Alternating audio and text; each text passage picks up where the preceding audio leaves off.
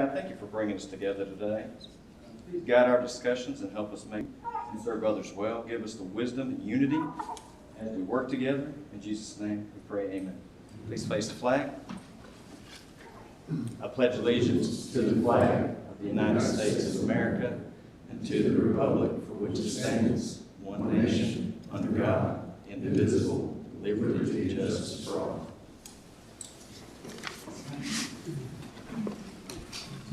Introduction of guests, please. Laura McIver, Ron Bays, Lynn and Cindy Broadbent, Justin Cooper with USDA, Deanna Lovelace. Good morning. Good morning. Welcome. All right, Director Cree, presentation of awards.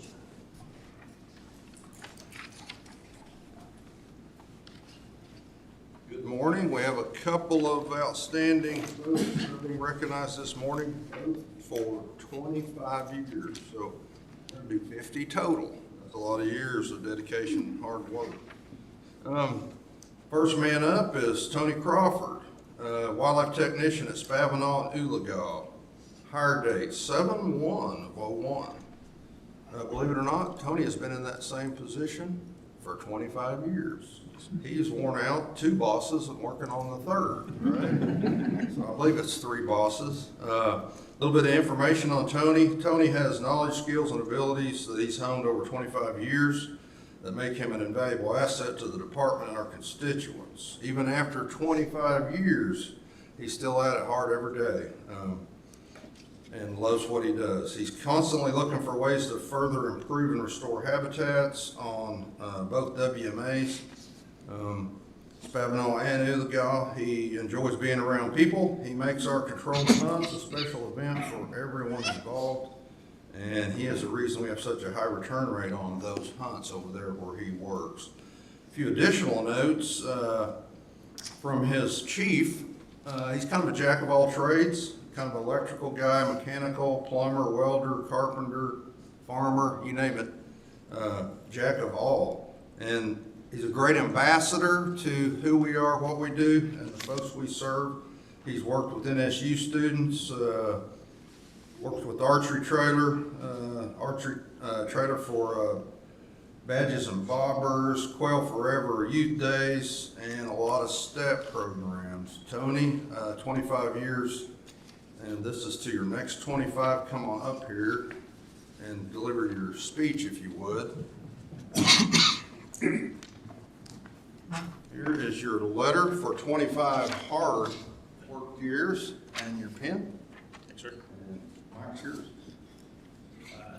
Everybody, just like to say thank you, and I just want to tell the other guys, be passionate about your job. Appreciate it. Thank you. Tony, we appreciate you.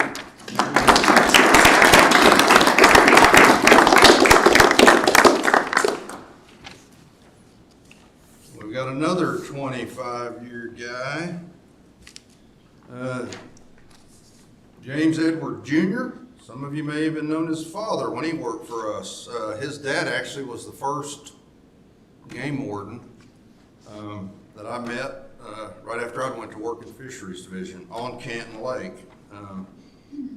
25 years, current position, Warden Supervisor, District 7, Beckham County. Hired on in 7/1/01. Hired on in District 6 as County Warden, was it Caddo? Caddo County. And he's changed positions, 7/1/10. He promoted to Warden Supervisor in District 6.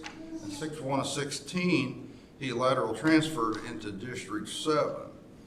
Lieutenant Edwards has made a good hand since he moved to District 7.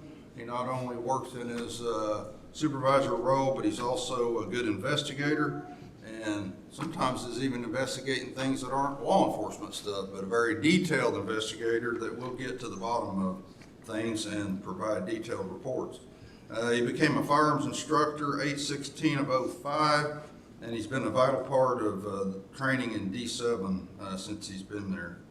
He works with the game wardens that he supervises, and he loves making good deer, elk, and hunting guide cases. He's a hard-working game warden lieutenant. He serves on the school board in Sayre and does like to give back to his community. And he understands what it means to take care of the department, our constituents, landowners, and all the people that he works with. Mr. James Edwards, come up here for your 25-year pin, and congrats on what will be the next 25 too. So come on up here. Good job. Yeah. Thank you. Letter, pen, and you've got the mic. Let me give you this. I'm afraid you. Oh, yeah. Yeah. Well, 25 years ago when I started walking the halls of the old building, I wish I remembered the man that said it, but he said, be careful, guys. One of these days you'll look up and you'll be one of the old guys. And I am. But I'm very proud, especially following my dad's footsteps, that for 48 years now, there's been an Edwards standing in the green line here in Oklahoma for wildlife conservation. So, thank you, guys, and I appreciate it.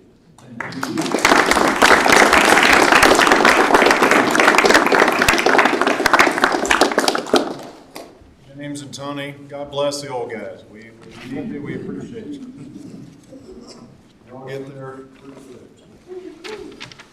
All right, we've got some presentations. Chief Dinkins. Good morning. Thank you, Mr. Chairman. Morning, Commissioners. I'd ask Laura McGyver to head this way. Donation for $50,000 for some land that they committed to a while back and were able to secure the funding. And so today, just a little recognition for them. And I also believe Laura's here, maybe going to announce something else to the group. Oh, well, I wasn't going to be put on the spot on that one, but okay. There you go. Hello, good morning. It's a Monday morning, I'm not still there yet. Yes, this is a collaboration, actually, not just chapters and not just PFQF. So I did want to make sure that the following organizations and people got recognized in regards to this chunk of money that went towards Drummond Flats. And so not only our organization, and I'll name off the chapters here in a minute, the Grand National Quail Club, okay, Grand National Quail Foundation, Brian Carroll, Enbridge, which is a corporation, and the following chapters in order of the amount of contributions is Cherokee Strip, Tallgrass Heritage, Big Blue Stem, Boggy Depot, and Oklahoma, Central Oklahoma, 89er chapters. So those, and NWTF is also contributed towards that as well. So just wanted to make sure that they were acknowledged. Public land is really important to our members, and that is for the #1 reason that new onset hunters, that's lack of access. Where do they go? Where do we find a hunt? If 90+% of Oklahoma is privately owned, where do they go? And so anytime that we can add to any of this, for any of these kinds of projects, my chapters are all on board. So, and in fact, the Cherokee Strip chapter also just voted at their last meeting to donate $10,000 to the PATH program as well.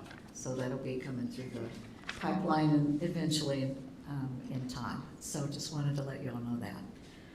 So thank you for the opportunity for partnering. I really appreciate that. And yeah, and so Bill, this is my last official presentation on behalf of our organization altogether. I am retiring August 7th, so, but I'll still be around. I'm not going anywhere. So I just wanted to let you know that too. So anyway.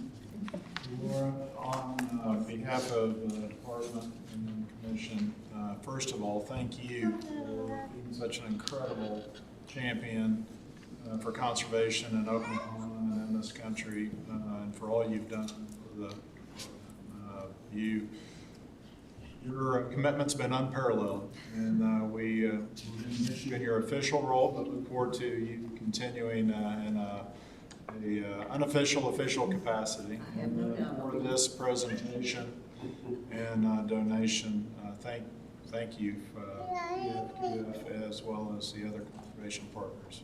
We couldn't do what we do without you, and we greatly appreciate it. So thank you. Love you. Entertain a motion for. Motion approved.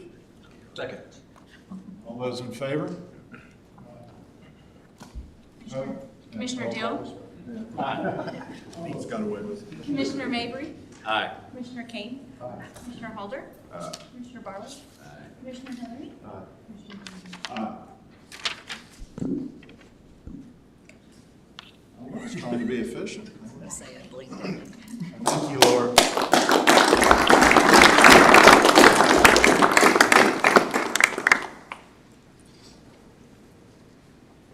All right, Bill, I think you still have the floor.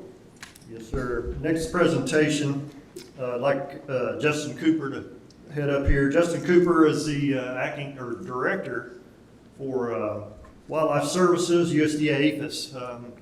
Took over that role full-time in 2025 as acting director before then.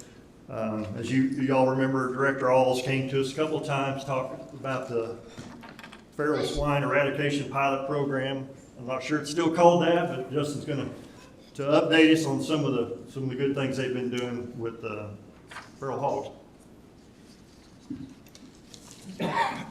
Thank you, Bill. First of all, I'd like to say thank you to Wade and Bill and the rest of the ODWC staff for inviting me over today to be able to give a brief update on where we are, what we've been doing, and where we are with, I'll be honest, Bill, I just call it the Farm Bill Project. You said it right. It's the feral swine eradication program. I just call it the Farm Bill Project. So, but anyway, and thank you, commissioners, for allowing me to give a brief update. I know you got a busy schedule today, so I won't keep it brief and won't take up too much of your time. Probably nothing more important than this, though. Well, it is a continuing problem, and we battle it every day. So just a brief introduction on myself. Like I said, my name is Justin Cooper. I did take over for Scott Alls, and he's still around. He is with our regional management now, with the Western region with USDA, and so I was able to fill in behind him as the director for Oklahoma. I am born and raised in Oklahoma. I'm southeast Oklahoma as you can get. Parents were McCurtain County, and I was born. They lived in Broken Bow, and my dad was a minister. So when I was going into the second grade, he took a church in Hugo over in Choctaw County. So that's kind of where my roots are.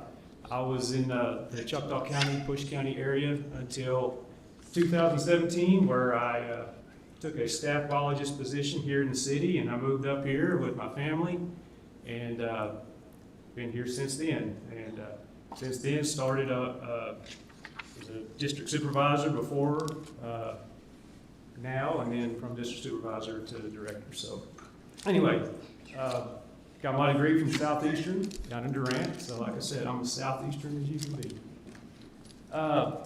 But with that, we'll get started with this small presentation. Is the power on? Turn it on the left. Hold it. There we go.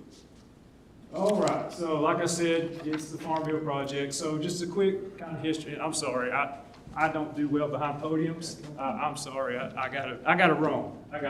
So this is a population map from about 1982. As you can see, you know, with our history, you know, we've always had swine down in southeast Oklahoma, down in the hills. But that's kind of the overall U.S. map from about 1982. This is 2012. So you can see Texas and then, yeah, Oklahoma is starting to feel in pretty good. But if you notice, California really took a bump. And then here we are in 2025. So, and this is about accurate. You know, the lower U.S., the southern states, you know, it's pretty solid, and it is. And so, even with all the efforts, we're trying to maintain. That's kind of where we're at, you know. Sir, I see a very consistent line of the southern United States. Yeah. Is there a point in time where those hogs just don't do well? Is there gonna be a stopping point because of cold weather, or no? No. It'll keep going? It's going to keep going. Now, you know, what happens is there is that kind of line that you are seeing, but and what we are noticing right now with our genetics testing and sampling that we're doing, if you notice, where's that green? Okay, right here. See that patch right up there in New York? Yes, sir. There? Yes, sir. So what we're seeing, the movement up north is human movement. Human movement. Oh. So a lot of these genetics right here in this area are tied directly back to right here. Wow, I'm shaking bad. Right there. From Oklahoma. Oklahoma. They like pigs up there. Yeah, so what's happening is a lot of the sportsmen, and it is what it is. But a lot of the sportsmen up here, you know, they want to hog hunt, and so they come south where the hogs are, and they like it so much they decide, well, why don't, instead of having to travel all the way down in the southern states, why don't we just get some of our own and start our own population? So that's what's happening. And so that in itself is pretty much the problem with the spread of the population the way it is. So there's no rules restricting movement? There are rules. And we have rules in Oklahoma that restrict movement. You have to get 24-hour notice permits, transport permits, and some do. Okay, some do, but a lot don't. But I regret, I'm sorry, I didn't, that's not even part of the presentation. Okay?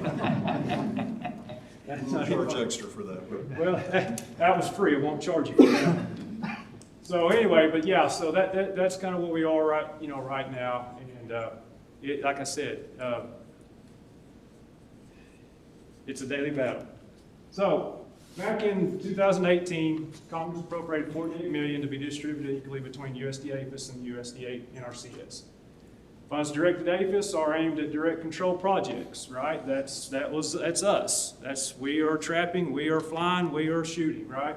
And then the funds directed to NRCS are aimed at supporting APHIS efforts, damage assessments, and outreach. So what that was that money goes into information education, equipment purchases, and then just in helping us with more efforts toward elimination.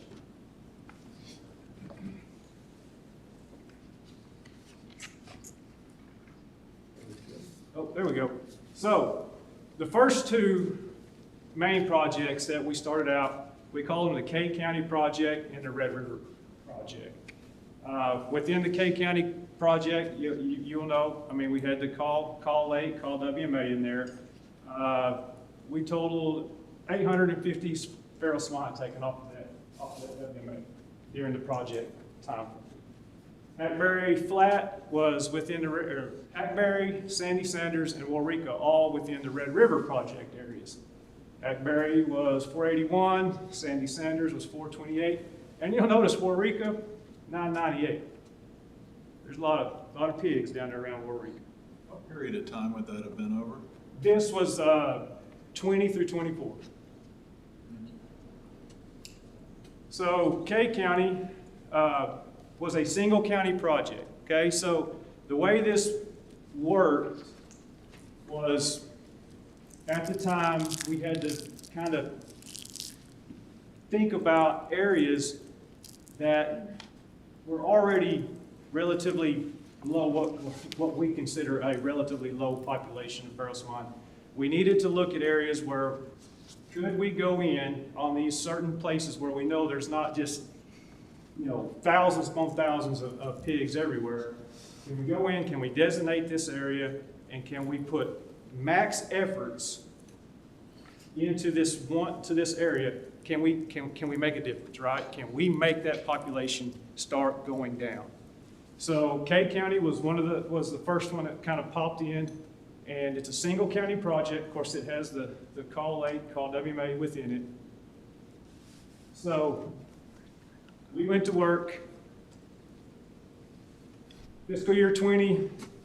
This is what this represents is acreages that we had enrolled, right? So the way it works, we cannot just like she was talking about just a while ago about access, right?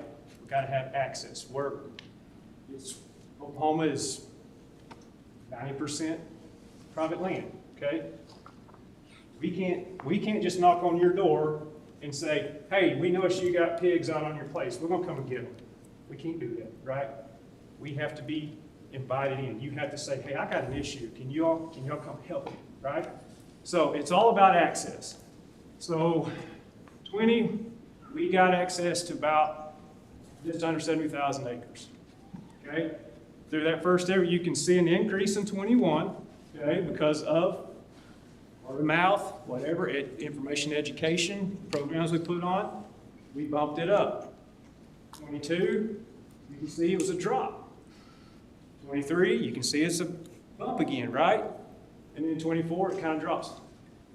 Remember this, okay? Remember this graph, okay? Starting in 20, and then up, down, up. Remember that. I'm going to show you something. So here's our take, okay, for Cade County. So in year 20, okay, we had somewhere about 280 pigs that we took, right? Well, what happened in 21? Oh, didn't mean to punch that button. Okay, there we go. 21, okay, our take went down. So what happened is that first year, people found out what we were doing. People signed up, gave us access, okay? We showed that. The next year, damage went down a little bit. We didn't get reports. Nobody said, hey, I think I got pigs again. Well, our take went down, okay? And then 22, look at that. I think that's about 40 pigs that we took in 22. And then 23, we had a big jump, okay?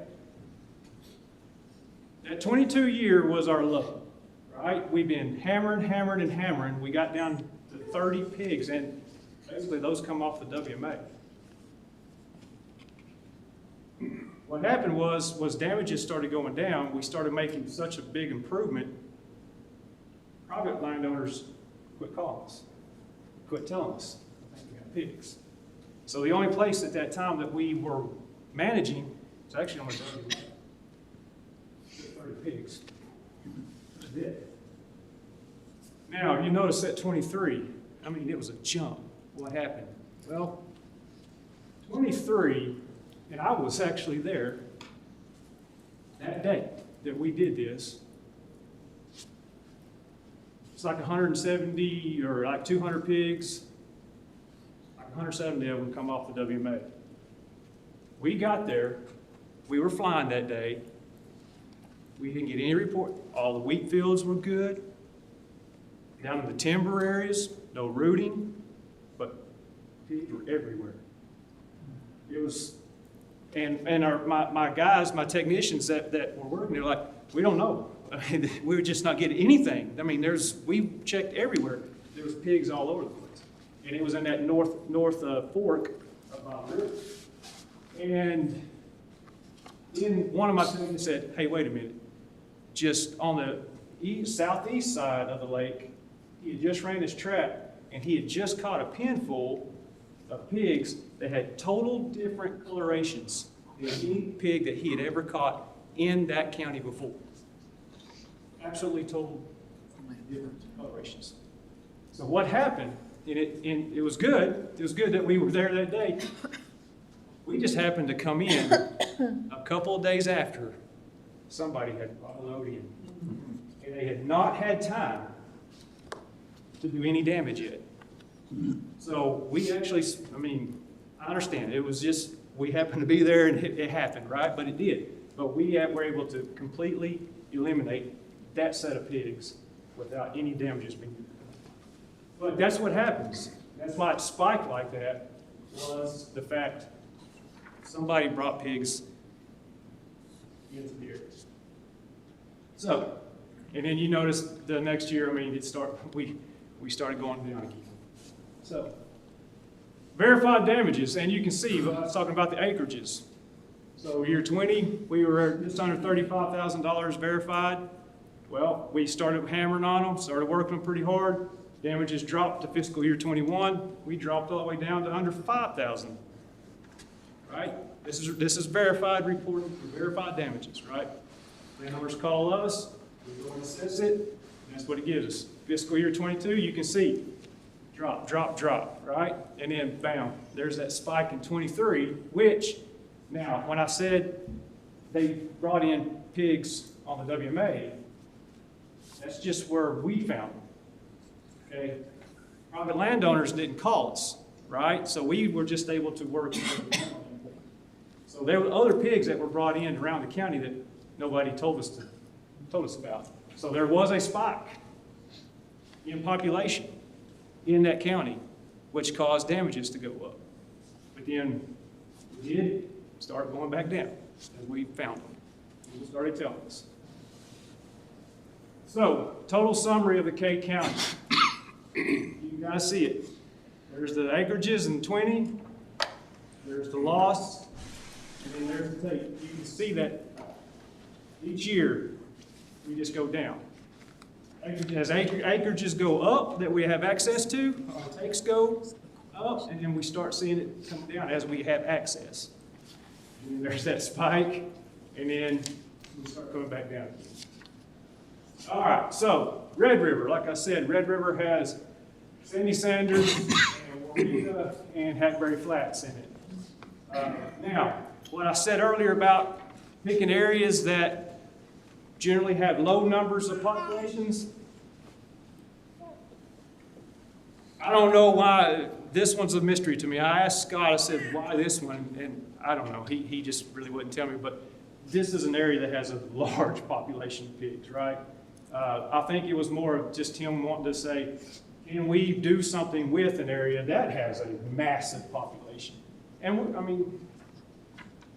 working on it. So, Farm Bill, the acreage of Red River started in 20. You can see they're just 100, above 150,000. Jumped it at 21 a little bit, 22, 23, and 24. Okay. Here's the takes. The first year, we were just under 4,000. Then we jumped into 21. We jumped over into about 4,500. Then 22, we backed it down. 23, and then 24. So, at 23 year, I do also believe, because this shows that increase in that 23 on the Red River, I think that because of our droughts that we have occurred over the last few years, we get a drought, then we get a good year. I believe that 23 year was a good reproduction year. Or actually, between the 22 year, when the populations were low, that was a good reproduction year, because that's also why we're seeing the spike in 23. So verified damage loss, again, we're pretty low. We're 200,000 in 20. Information gets out, people understand what we're doing. Our damage reports go up, okay, and down, okay. So we get access, we start catching, damage reports go down. People just don't tell us, right? When they're having good, times when we're doing our work, they tend to forget, oh, maybe I should call and tell them that I saw a pig the other day, or maybe that is some root. They just call and tell us, we can go verify, and we can get these things taken care of before they repopulate into an area. But I understand. A lot of things going on, you just don't have time to really sometimes call. I understand. So a total summary, there again, there's your tape showing with the damages, as damages go up, as we get more access, we catch more, population damages go down. So that's kind of where we are with where those project areas went. What method are y'all using, trapping or helicopter? So trapping is our number one, okay? Especially in these Farm Bill project areas, we try our best to saturate these areas as we put as many traps as we possibly could in. Y'all have the traps that you can watch and monitor and drop? Yes. Okay. Yeah, we have, all of our traps have live camera systems on them with a remote trigger systems. You can wait till the bulk of the sounder gets in there? That is what we do now. You know, when we first started, you know, really hands-on control with feral swine, you know, we were no different than really anybody. We had some guillotine gates and we had some rooter gates. And me personally, I was a rooter gate guy. I loved that. That's what I started in. I've caught a lot of hogs with rooter gates. But when the technology come out with the live feed camera systems and the remote trigger systems, now it's not just, well, I guess I better go see if I got 4 or 5. Now it's, well, I know I got at least 15 because I counted them before I dropped. So yeah, it's whole sounder removal. That's what we're after, right? We're not after, oh man, look, the tusk on that one. I want that one, right? We're not after that. If he's in there, great. But we're after whole sounder elimination. And so that's how, typically we go in, we'll trap, okay? We'll trap till we get down to the trap smart hogs that are left, which sometimes 2 or 3 of them. Sometimes it's the whole sounder, right? If it turns out that it's the whole sounder, well, that's when we bring in aerial support and thermals, right? We don't run out with thermals on the first night, okay? Everybody, oh man, I want to go thermaling. I want to go thermaling. Well, it's fun, right? I agree. It's fun for a while. Then you get to thinking, man, I could be in bed right now. But it's not a control method. It's a sport, right? It's a sport. So thermals and just hunting, that's our cleanup, right? That's when we know these hogs are not going to go in the trap. So if it's an area if it's a large enough area that we can call in aerial support for, we call in aerial support second, right? And then if it's an 80 acre place, not big enough to really call in a helicopter, then we'll say, get after it with your friends. You'll get them 4 or 5 this time. So that's how we do it. So, again, so you might, on this one, you might see it says upper RR, which is the upper Red River, and then OMP is the Osage and Pawnee. Those projects were added later, after the original K and Red River, but it pretty much just worked right in conjunction with the other 2. So, and the overall summary, this is kind of one of them that you can see. We're building, and then we get to the peak, and then you can see that the program really started to show benefits toward the end. I like this graphic because it shows the overall. It's easy to see. It shows we're building, we peaked, now we've crossed that mountaintop, and look, we are doing what we said we could do. We are lowering damages, and we are lowering the population. So, going in from there, with Congress passing the big, beautiful bill, the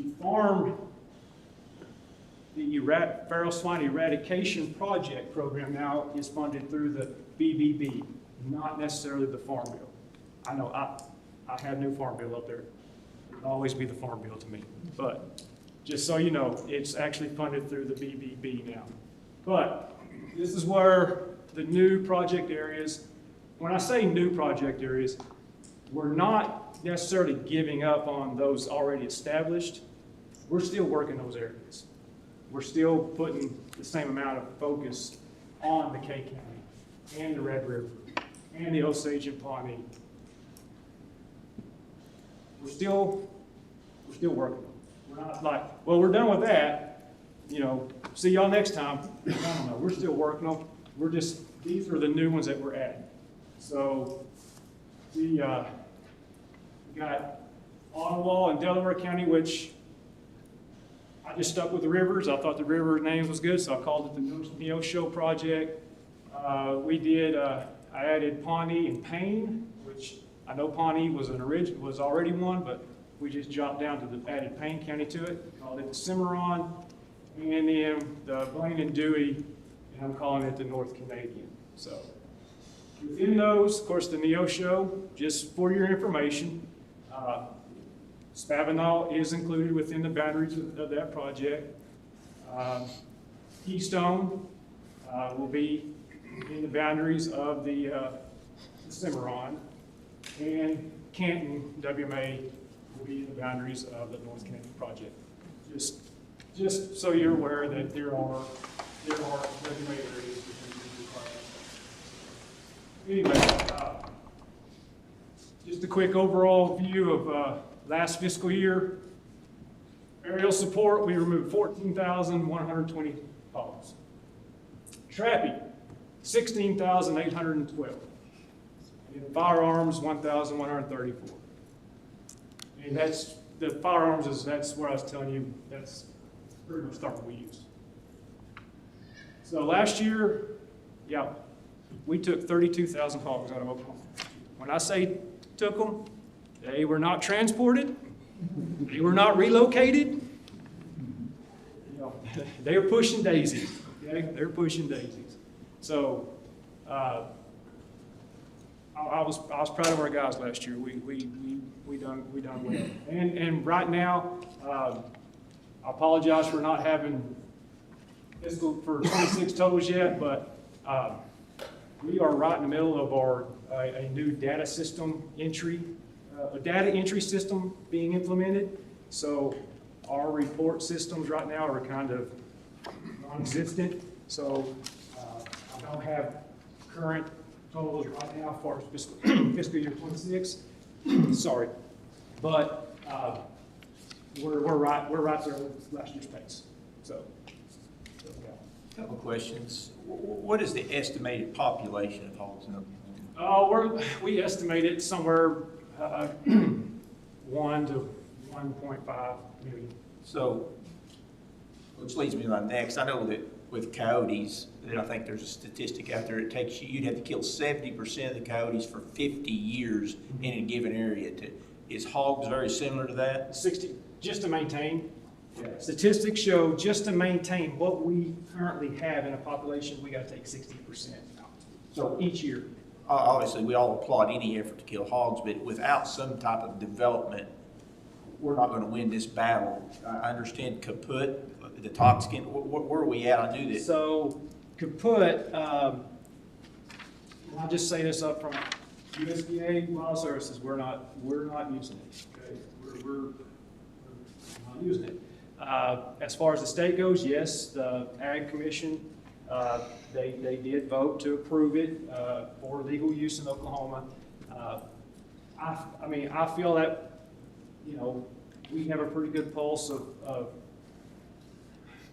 landowners within Oklahoma, and none of my guys are currently getting any kind of indication of anyone that they know or may know of that's actually using it. Is it just not, I know that from a wildlife perspective, Bill might have, we had a problem with using it around bear and bear country, right? So I know there's some limitations. Yeah, right now, so there's no, basically, in short, Bill, and you step in if I start saying something wrong. right now, the delivery system that was developed for the for the pesticide, there's no way to bear proof. So just as for the hogs to get into it, bears can get into it just as easily. And so, and that being said, that's only, I apologize if I'm just rambling on here.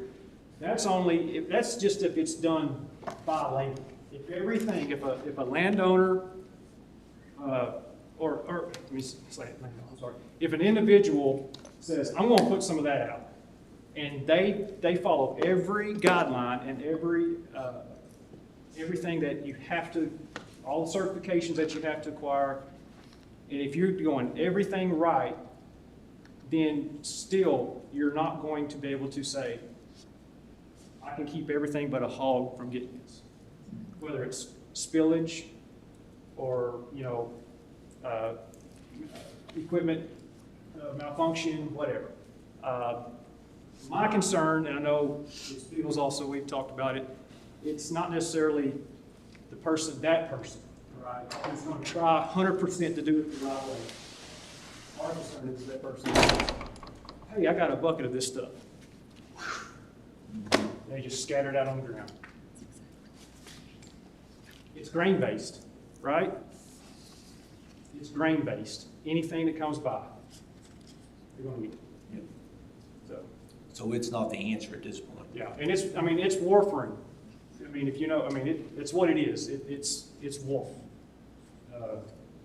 So it'll kill whatever ingests it, depending on how much they ingest. Now, they have to ingest whatever that LD50 is for their body. But you know as good as I do, if it's just laying out there on the ground, deer, turkey, quail, you name it. Horses, cattle, right? So it's there, but we're not getting reports, right? Okay, so right now we're not getting any reports that it's. Anyway, so yeah. Any other questions? Hey, Bill, didn't we close 3 WMAs during this project? It's actually 4, yes. Did we see any effect on the turkey populations with the removal of these hogs? I don't know, Commissioner, if we can tie it directly to that. What I do know is it for sure is not going to hurt. That's one of the things that Justin and I talked about is if we could dial it in a little bit closer, because as he mentioned, there's some new WMAs that we need to consider and possibly bring proposal to y'all to shut down as well. But we need to have a little more discussion about, real world impacts locally, on turkey, whatever. I guess if the surrounding landowners don't cooperate, then it doesn't really help us at all that much, does it? It works both ways, right? Yeah, we need, as far as on the WMA itself, we need landowner participation around the WMA also to allow that access. Same way, we got private landowner around the WMA that's asking for our assistance. We kind of need assistance with the WMA also to effectively get into those areas where those pigs are living and thriving and make a difference. Can you put up, like on a WMA or somebody on private land, put up a permanent pen, catch pen? After they're caught there, do they quit using it? Does it quit using it? So, my experience, and this is another one of them, it depends on what trapper you're talking to, but my experience, I've caught a lot of hogs, okay? Caught a bunch of them. I'll set a trap, I'll catch a sounder. I know I've got another group that's in the same area, I'll leave that trap sitting right there. I'll catch them right the next night with the blood and everything still in there, right? Now, some trappers will say, no, you gotta move, you can't. That's my point. I've not had a problem with it, right? That's good. But, like I said, depending on what trapper you talk to. All right, we gotta know, what's your record hog? Hogzilla, have you caught Hogzilla yet? Biggest hog you think? Now, it was 6:30. 630. Yeah. Wow. It's a good touch. Now, I'm gonna tell you why. He was a bar. He was a bar pig, okay? A fully intact feral boar is not gonna, here in Oklahoma, is not gonna get that big. They're gonna have to be barred, to where they're just an eating machine, basically. But yeah, just like any other wildlife species, if they're fully intact and they're doing what you're supposed to be doing, they're roaming so much, they're whatever they're taking in, they're working off. So now, fully intact, my biggest one, 450. Big hole. Yeah, he was a big one. He was. Yeah.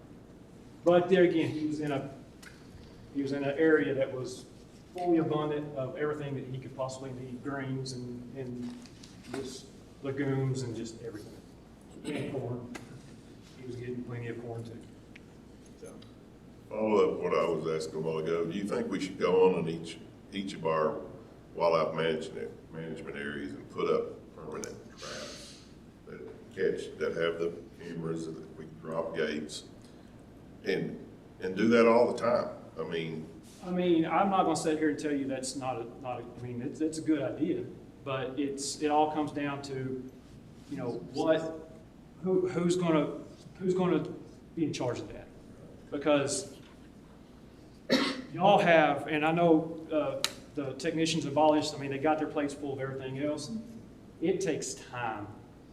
My guys, when you start thinking about, oh yeah, man, we can catch those pigs, I can watch that camera.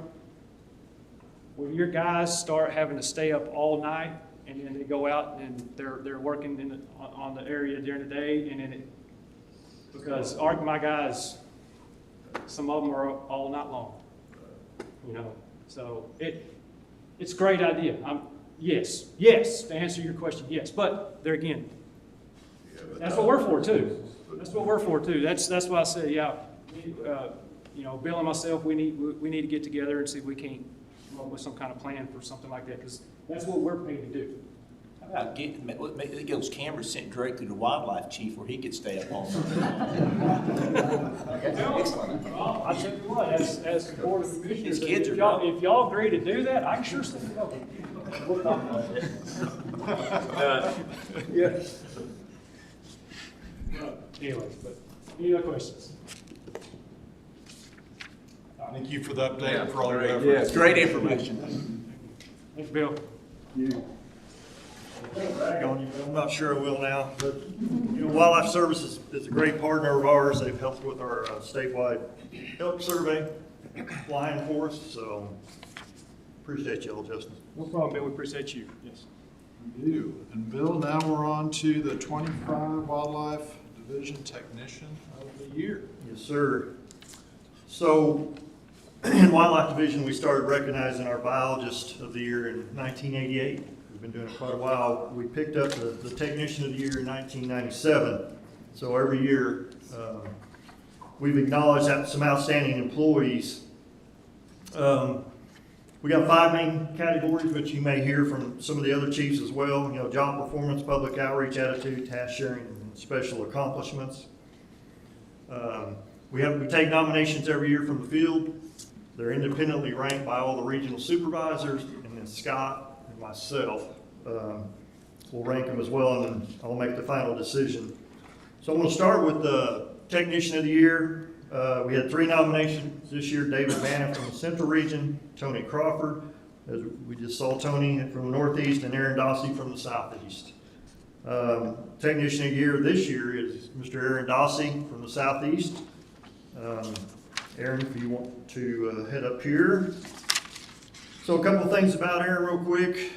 He started as an intern in 2011. Went to Arkansas for a brief stint over there, but came back working full-time for ODWC as a wildlife technician in 2014. Spent 2 years as full-time employee at Cross Timbers. Transferred to Keystone Wildlife Management Area, worked there for 7 years before moving to his current position at Ouachita WMA in 2023.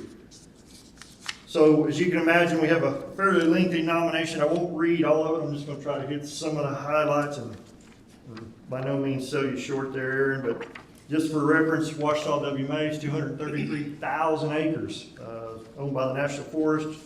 We are partners with them to manage it. So some of the public outreach that the supervisor, Matt Hensley, provided in his nomination. Aaron has established a strong positive relationship with WMA users and with the local community. He lives in the apartment house next to WMA headquarters, adjacent to a major highway, and is frequently answering questions, all times of day and night, I guess, providing information, helping folks who stop by. He listens to questions and concerns, providing accurate and professional information that positively represent ODWC. He also serves as nuisance bear coordinator in Southeast, provides timely responses as well as technical assistance to the public in human-bear conflict situations during and outside of scheduled work hours. He demonstrates exceptional level of responsibility for the general appearance of the WMA residents and headquarters. According to the supervisor, the appearance of the headquarters grounds has never looked better and provides public with a positive and professional perception of ODWC. Some job performance highlights: consistently performs at and above and beyond the level in his assigned task and responsibility. He's a priceless asset to our never-ending equipment maintenance and repair challenges. From rewiring the garage to rebuilding area boat, he maintains a problem-solving mindset and has a true gift for mechanical ingenuity. He handles most of our equipment, buildings, and grounds O&M purchases and takes the initiative to stay up to date on our purchasing procedures. He also manned WMA headquarters for bear harvest check-ins day and night during season, taking calls, checking in bears, assisting hunters at all hours of the day and night while maintaining a positive and professional demeanor, submitting timely and accurate data sheets. According to Matt, Aaron never makes mistakes on paperwork. Good job. Attitude. Aaron constantly maintains a positive attitude, whether he's working under a broken tractor in the field, assisting hunters who wants to check in their bear at midnight. This positive attitude is noticed and very much appreciated by everyone inside and outside the agency. As far as task sharing, Aaron's always willing to help others, whether they work for ODWC or not. He plans, organize, and execute projects cooperatively with our partners, with the U.S. Forest Service. Always volunteers to assist with other projects outside of his area in the region, and he's highly dependable and trustworthy ODWC rep to our U.S. Forest Service partnership. A couple of special accomplishments noted. Remodeled the area resident garage this past year, sheetrock paint, wiring and lights. Assisted with 2-step programs and 1 career day, checked in, and our health checked in 16 harvested bears. Treated 100 acres of food plots with herbicides, reclaiming lots of lost ground. Assisted with over 11,000 acres of prescribed fire. And again, assisted U.S. Forest Service conducting multiple surveys, including salamander and snail surveys. With its enormous WMA efficiency, it's critical.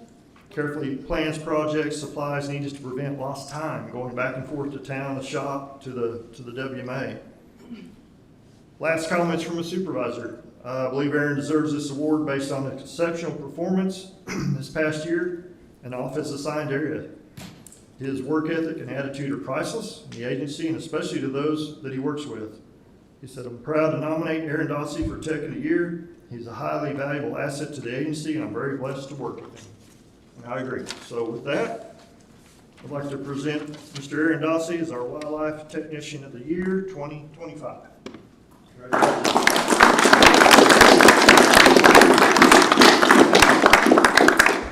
appreciate it. It means a lot. That's it? Okay. I can get my breath back.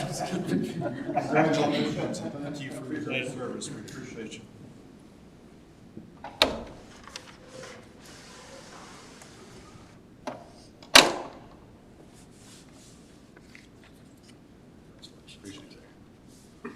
Appreciate you coming.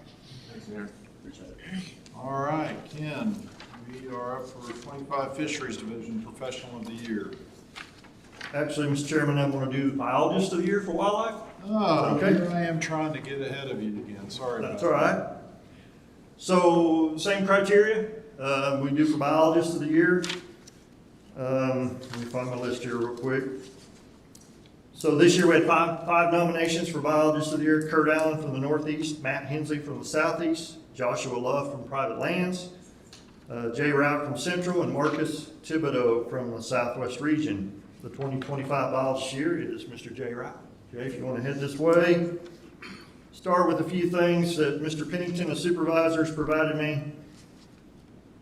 Jeff always likes to start with this. 1988 valedictorian for Beggs High School. After school, he taught biology and chemistry at Beggs Public Schools for 16 years. He started with ODWC as our Oklahoma National Archery in Schools program coordinator in 2013. Jay transferred to Okmulgee and Deep Fork WMA's biologist position in August of 2019. And then Jay was recently promoted to Central Region's senior biologist in February of 2026.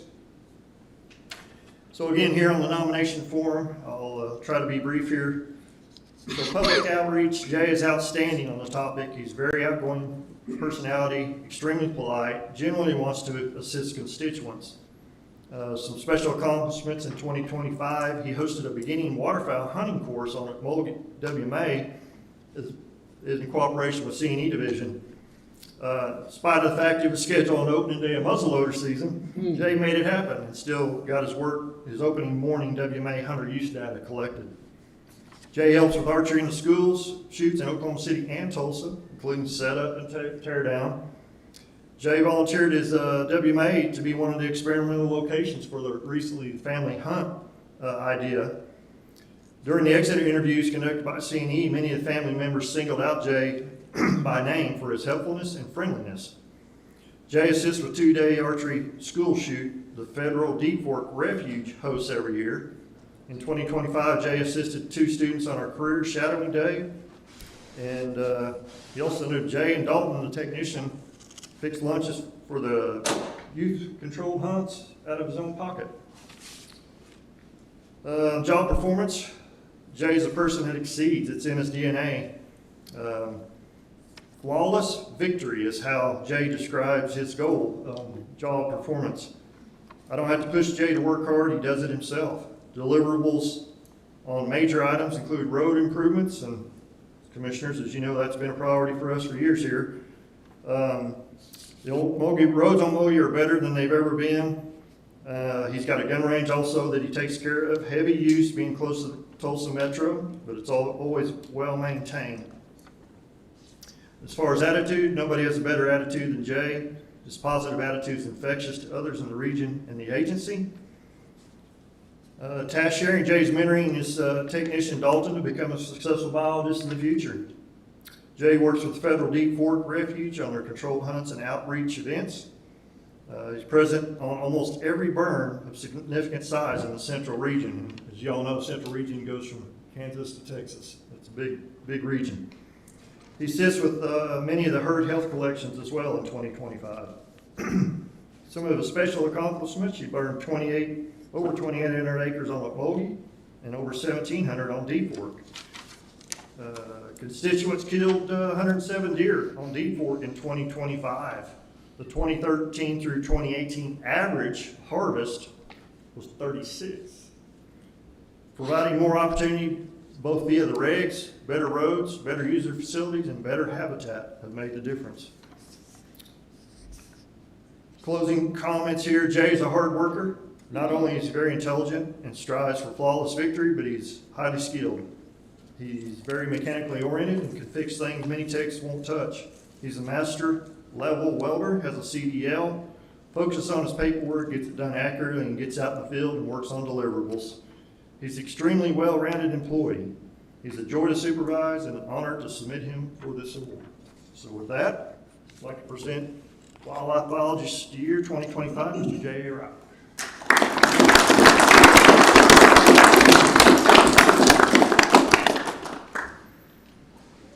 Thank you for those kind of comments. It's tough for me to hear them. I work hard and I appreciate it. The Wildlife Department has allowed me to get my dream job a couple of times. I enjoy the archery, but I also love this biologist position. I think it's going to kill me because there's so much work there. You can't turn it off. I'm also very thankful for the support that I get. When I need something, I get it. If we ask for things, it's not too long, it comes along, and that helps us achieve our goal. Thank you very much.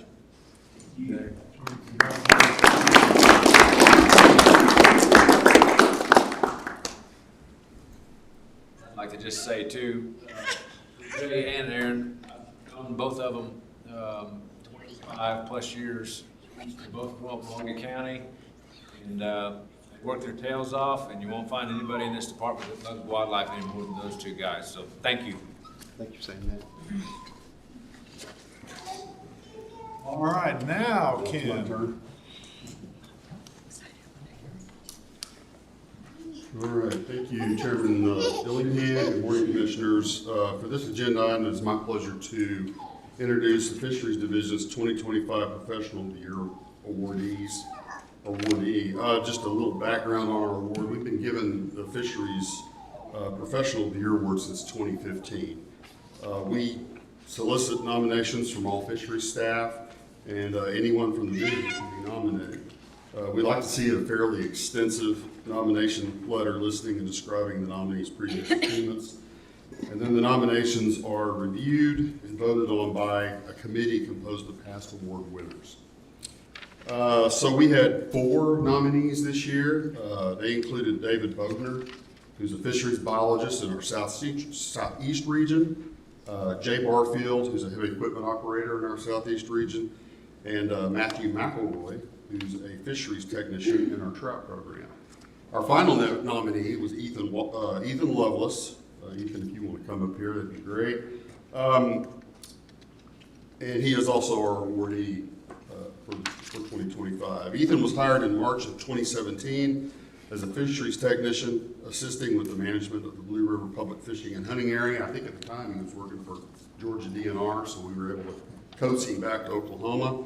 And then in September 2022, he was promoted to fisheries biologist for Blue River.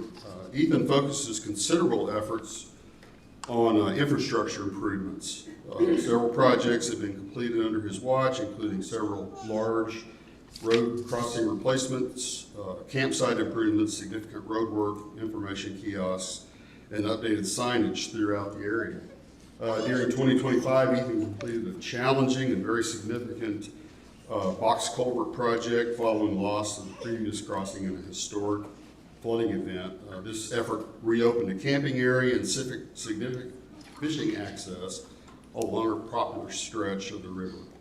These roadway improvements have made safer access to vehicles and campers while retaining aesthetic qualities. Ethan has also led efforts to complete several large-scale controlled burns at Blue River, which continue to improve the terrestrial and watershed habitat. Numerous food plots were maintained, and deer spotlighting surveys were completed. This has resulted in a record number of deer being harvested during the 2025 season, and this is partially due to the habitat improvements and access efforts of Ethan and his staff.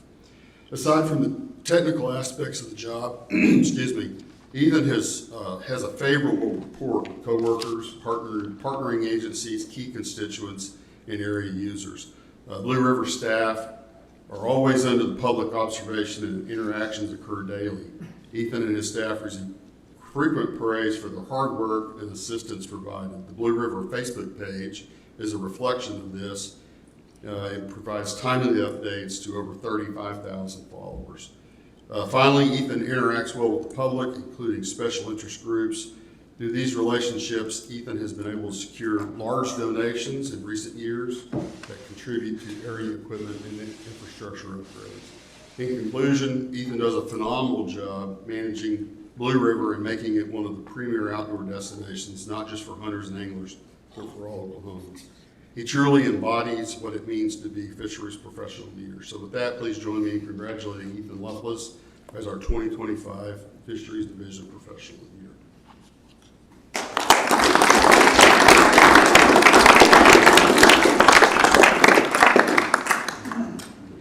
Sure. I'm honored to be here today, thankful and blessed. I wouldn't be here if it wasn't for my counterparts, technicians that I've had the opportunity to work with in the past. They've been really good and making me look good. And the South Central region couldn't get better. And then my wife sacrificing daily for me to be able to have this job and work for the department, which I love so much. I appreciate everybody. Thank you all.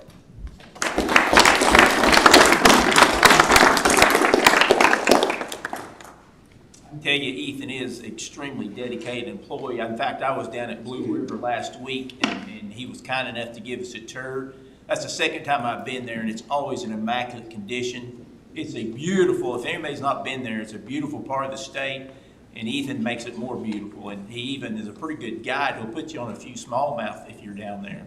So I encourage anybody to go down there. It's really a special, you think you're in Wyoming. It's that beautiful down there on that river. And so I want to appreciate the great job he does. He's a great asset for us down there. Thank you, Commissioner. All right, Chief Erdman. Thank you, Commissioner. Appreciate you letting us have our recognition today. First, I want to start off by congratulating all the other employees from the other divisions. Y'all all make the team work. Great job. I appreciate you guys. And I'll go into how we select our game warden of the year. Just for some of the new commissioners that don't know, each district chief, so 8 different districts, they send in a nomination for their game warden of the year.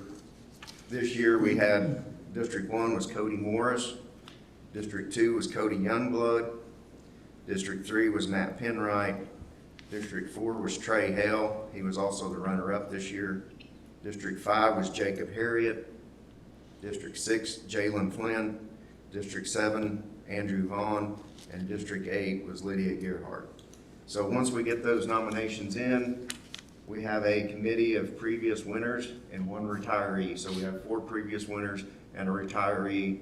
They come up, they read through these nominations that have taken the names out of them, and then they vote to see who's going to be the game warden of the year. This year, District 6 game warden of the year and state game warden of the year is Jalen Flynn. Jalen, you want to come up here? Jalen was hired in 2017. His first assignment was down in Carter County in District 5. He's transferred to District 6 in Blaine County. He's a proud husband and father, as you can tell. Back. He was also the youth camp director this year for the game warden, the Wildlife Department youth camp. He was the one that had to go through all those applications and choose who was there, and then he took responsibility for all the little things that pop up as the camp goes. It inevitably happens every year. He also had an outstanding year, which I'm going to read through just some of the cases he made that was in this nomination. Like I said, he transferred to Blaine County. Found 2 fishing guides last year operating on Canton Lake without licenses, World Guide licenses, resulted in 17 citations and paid a total of $3,125 in fines. He also found a guide service taking turkey hunters, and when you're going to get a common theme here is Jalen's hard on the guide services. Spanning 3 counties, they killed 10 turkeys and hadn't checked them in. One hunter had no licenses at all. So another case, he had interviewed 30 hunters. 3 guide services were exposed for knowingly hunting waterfowl over bait on separate occasions. Cases resulted in 34 citations in that one deal. Another time in 24 hours, he resulted in 32 citations and 5 different poaching incidents, 14 hunting waterfowl over bait citations, 7 hunting without landowner consent citations, 2 hunting waterfowl with a shotgun capable of holding more than 3 shells, 3 providing false information to a check station, 1 hunting waterfowl without a federal duck stamp, and 5 illegal possession of whitetail duck citations. Totaled in that one day was $13,383 in fines. So next one, he worked an investigation and brought to light an Oklahoma guide for aiding and abetting a Minnesota resident and taking a trophy class 7x7 bull elk without a license and without landowner consent. That's just some of the stuff that Jalen's worked this last year on cases. He also is very active. He graduated from Southwestern Oklahoma State University. He's very active with their program. He helps do mock interviews for their students that are there, and he does ride-alongs, and then he also is part of the team that conducts interviews on the candidates to get into this program. So they trust him a lot with that. And then he's also, last but not least, the treasurer of the Game Warden Foundation. So as you can tell, Jalen is, goes above and beyond. Anytime he's asked to do something, he does it with vigor, and he is an outstanding game warden. I think every game warden we have is outstanding. He's one of the best of the best. So congratulations, Jim. Appreciate your work.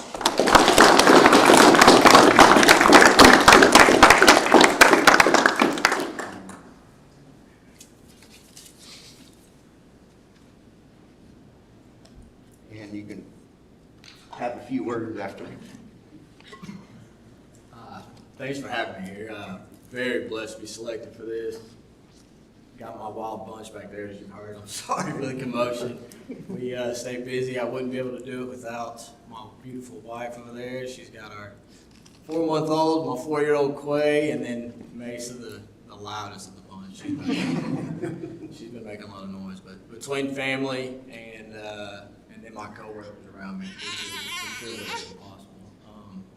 Blake Pearson, Tyler Hauser, Mark Murray, Dylan King, those guys are with me on about every one of those cases. So they're a lot of help and support, and hopefully get to do it all again this year. Thank you. Thank you.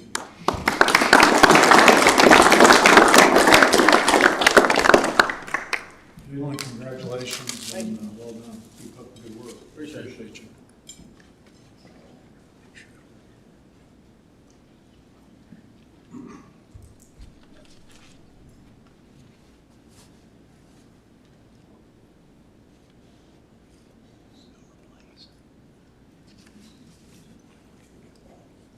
All right, Director Free, you're up for the 2026 ODWC Spirit Award.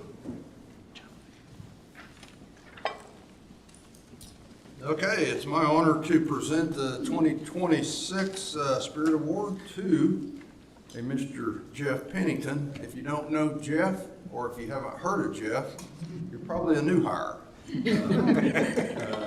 Some of what you heard about Jeff is probably true, some of it may not be true.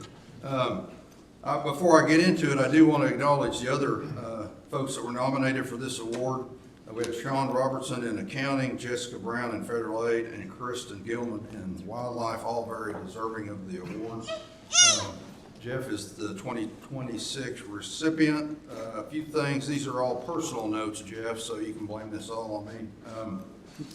Jeff, he works as hard today, in my opinion, as the day hired on. Almost as hard. But Jeff's always been a get it done, hard-working guy. You want a supervisor out there that knows how to build fence and pound holes for fences and do controlled burns and work on grazing and ag stuff. Jeff gets out there amongst everybody, and he's never been shy of hard work. I will say this, early on in his career, he was heavily influenced by former regional supervisor Johnny Hurt, the late Johnny Hurt. So he can be a problem at times. And that influence has been impressed and affected a lot of us, even in this room today. And we all love Johnny. So he's had a strong influence from Johnny, who was also a great guy and supervisor. Jeff is another one of those guys you've heard me talk about, just in his DNA, who we are, what we do, and why we love this. We're here because it's in our DNA and we can't help it. We just do what we do. It is who we are. Jeff does portray the true spirit of ODWC in everything he does. Great example of what a new and tenured employee should be. He's time tested. He is one of the old guys. He's trained up many new hires that some of them are now old guys. Jeff is a great person, more importantly, a human being. He's always been a top shelf leader. And with all great ones, I'd say what sets Jeff apart or puts him in the league with all the great ones is attitude. Always had a great attitude. Attitude gets you everywhere.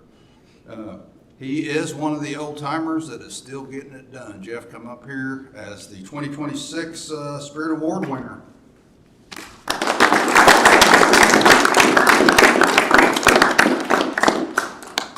And he has the mic.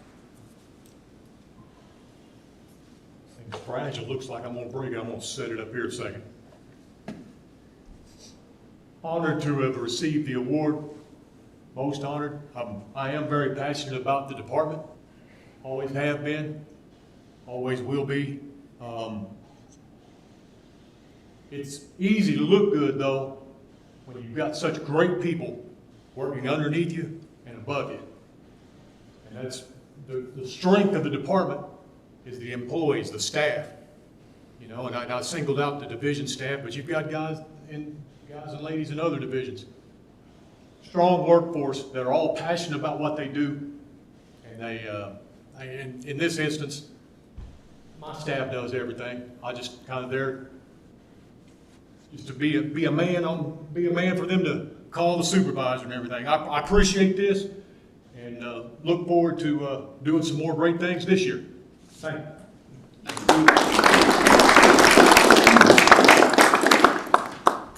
Jeff, congratulations and very well done. Good work, leadership.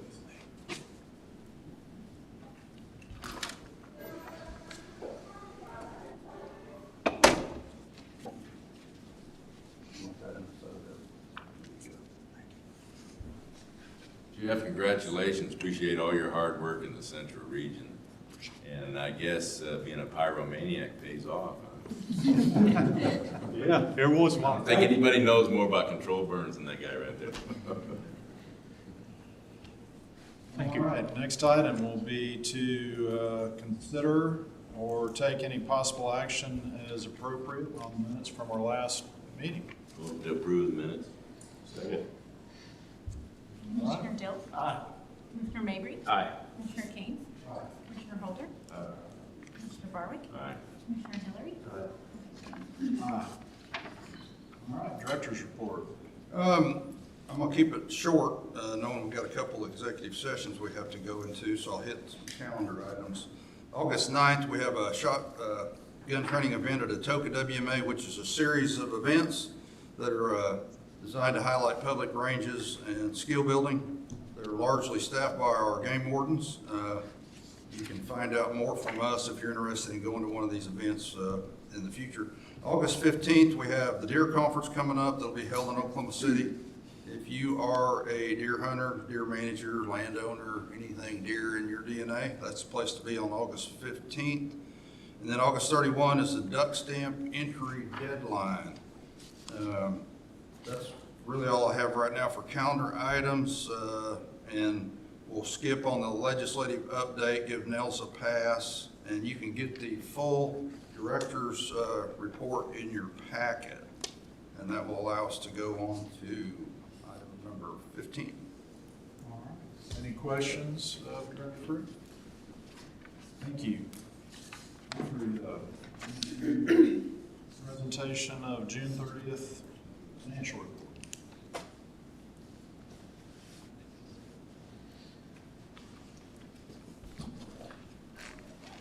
Okay, good morning.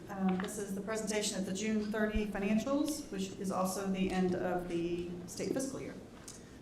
This first slide looks at our expenditures from the perspective of budget to actual. So our budget for fiscal year 26 was $97,636,991. Our expenditures from that budget through June 30th were $72,045,895, or 74% of the budget. Expenditures will continue to clear over the next several months for fiscal year 26. This next one looks at our expenditures from the cash flow perspective. So regardless of which budget year the invoices were being paid from, this is the actual expenditures from July 1 through June 30th. In 26, $79,253,835. Compared to the same time last year, $74,246,700, or a 7% increase. This slide looks at our revenue as processed through our Go Outdoors, our vendor, grant vendor. which is mostly focused on license sales here. Our fiscal year 26 revenue, $35,490,780, compared to this time last year, $34,603,823, or a 3% increase. This slide looks at the cash balance of our revolving funds as of June 30th, $21,334,249.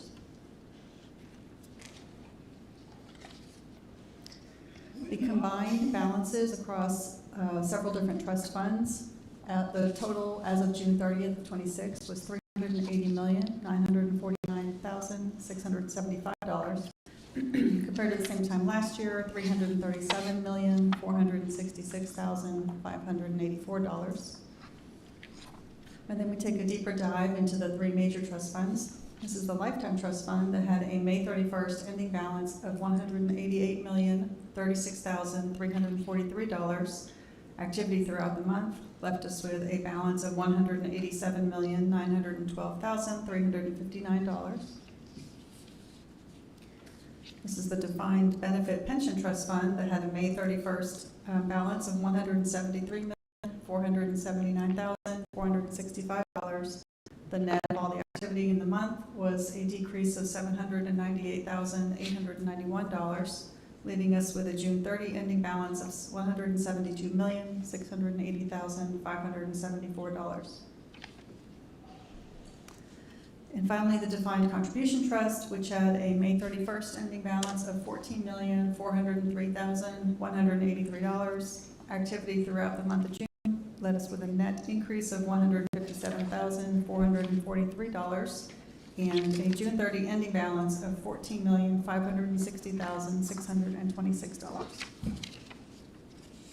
And the last slide is contributions that were received in the month of June for consideration, totaling $35,992.50. Thank you. Any questions of Andrea? Not, I would entertain a motion for approval of the donation. So moved. Second. Commissioner Dill? Aye. Commissioner Mabry? Aye. Commissioner Kane? Aye. Commissioner Holder? Aye. Commissioner Barlow?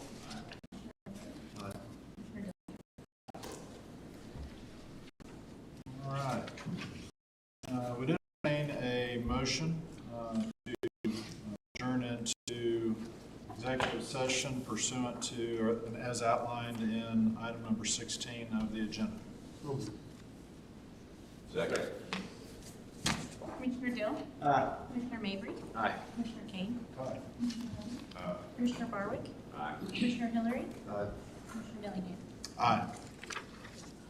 We're adjourned.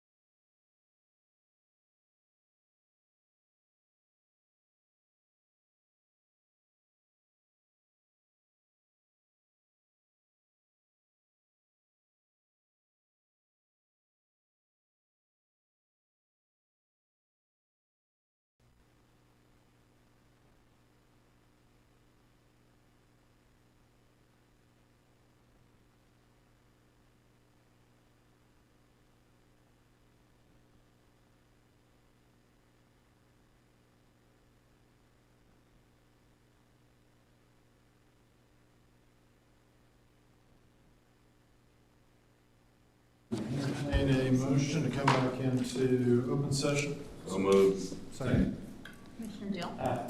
Commissioner Mabry? Aye. Commissioner Kane? Aye. Commissioner Holder? Commissioner Barwick? Aye. Commissioner Hillary? Aye. Commissioner Dillingham? Aye. All right, any action out of?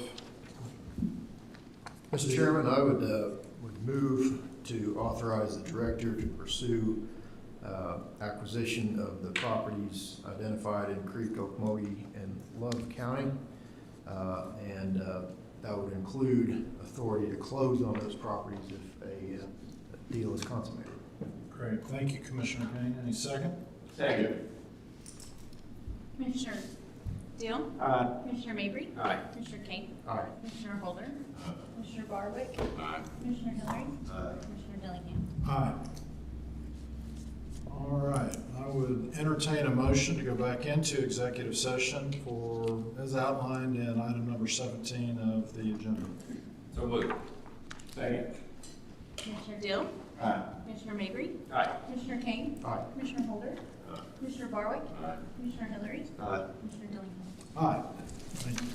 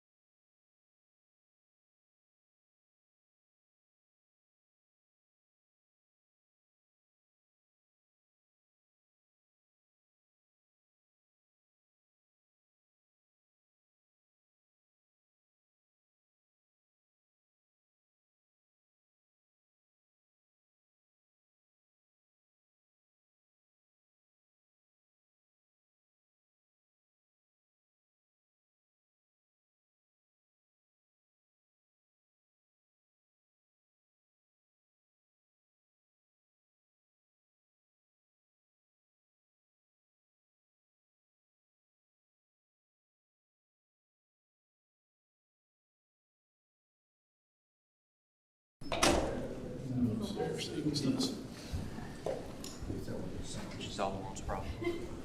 All right.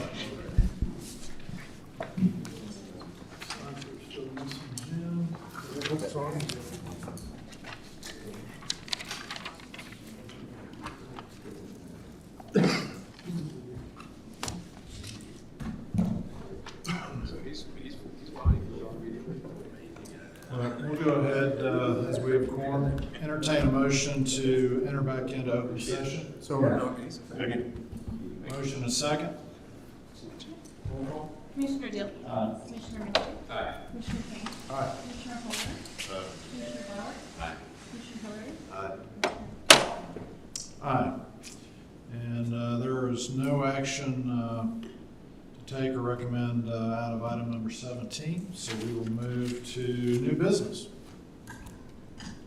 Any new business?